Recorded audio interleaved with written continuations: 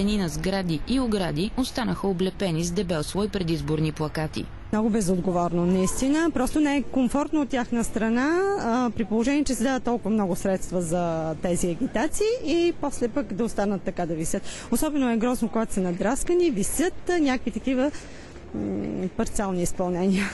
Според закона за местните избори, партиите и инициативните комитети, които са участвали на изборите, трябва да премахнат плакатите.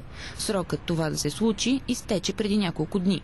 Дори заплахата от глоба от 2000 лева явно не е достатъчна да стресне политиците, които участваха в кампанията. Възмутени от това, младите от Зелената партия днес почистиха част от стълбовете в центъра на София. Почистването започна от площад Славейков, където се оказа, че под плакатите може да се види дори герба на София. Те не си дават зор да си свършат работата и глобите, които са минимални, те си ги плащат и това се случва, просто бездействат. Искаме да покажем каква безмислица е това безразборно харчене на хартия за изборите. Точно след 2 часа върху тях има залепени други неща.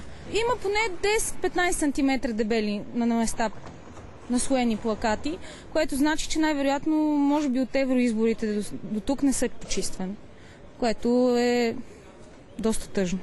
Според екоактивистите, общината трябва да определи специални места, на които да се лепят плакатите в София и при нарушение да се налагат сериозни глоби. След като свалиха плакатите, младите зелени ги изхвърлиха в жълтите контейнери за разделно събиране на отпадъци, за да бъдат рециклирани, а хартията използвана отново, може би за предизборни плакати.